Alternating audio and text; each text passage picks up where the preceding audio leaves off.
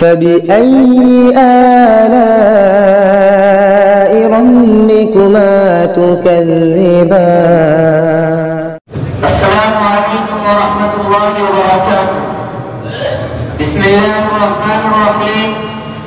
الحمد لله وكفى وسلام على عباده الذين اصطفى. أما بعد، أعوذ بالله من الشيطان الرجيم. بسم الله الرحمن الرحيم. ذلك الكتاب لا ريب فيه هدى للمتقين. وقال النبي صلى الله عليه وسلم: خيركم من تعلم القرآن وعلمه. صدق الله العلي العظيم. الہی رونق اسلام کے سامان پیدا کر، الہی رونق اسلام کے سامان پیدا کر، دلوں میں مومنوں کے الفت قرآن پیدا کر۔ حضرات، آج کے اس متبرک و منور اجلاس میں میرا موضوع سخن دنیا کی سب سے پاکیزہ اور مقدس کتاب قرآن پاک ہے۔ ہمیں اور آپ کو چاہتے سورج کی طرح یقین ہے کہ اس کا ایک ایک حرف چاند اور سورج سے بھی زیادہ صاف و شفاف اور روشن ہے۔ وہ قرآن پاک کہ جس کی زبان مقدس، بیان مقدس اور جو فصاحت و بلاغت کا ڈھانچے مارتا سمندر ہے، جس کے متعلق ارشاد سبحانی ہے کہ قرآن پاک وہ صاف و شفاف اور چمکدار کتاب ہے کہ جس کے صادق اور برحق ہونے میں کوئی شک و شبہ نہیں، جس کے بارے میں محسن انسانیت صلی اللہ علیہ وسلم نے ارشاد فرمایا: خیرکم من تعلم القرآن وعلمه، کہ تم میں سب سے بہتر وہ شخص ہے جو قرآن سیکھے اور دوسروں کو سکھائے۔ معزز دوستوں، قرآن پاک اس رب کائنات کی طرف سے نازل کیا ہوا وہ حسین تحفہ اور گلدستہ ہے کہ جس نے صرف 23 برس کے قلیل مدت میں پورے عالم میں وہ قانون اور انقلاب برپا کر دیا کہ بڑے سے بڑے فصیح و بلیغ زبان داری کا دعویٰ کرنے والے نے گھٹنے ٹیک دیے۔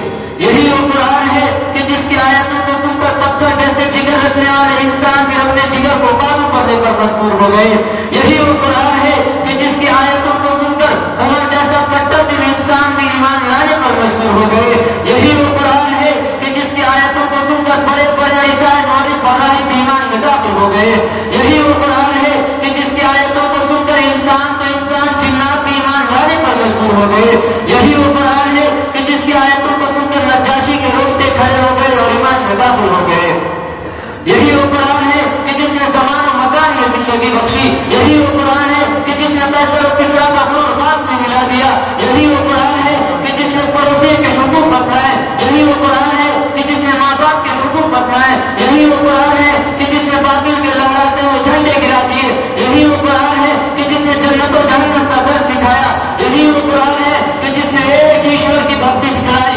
ہاں، آج مجھے کہہ لینے دیجیے، یہی وہ قرآن ہے کہ جس میں سارے علوم و فنون موجود ہیں۔ علم سائنس قرآن میں موجود ہے، علم جغرافیہ قرآن میں موجود ہے، علم طب قرآن میں موجود ہے، مختصرین کے سارے علوم و فنون قرآن میں موجود ہے۔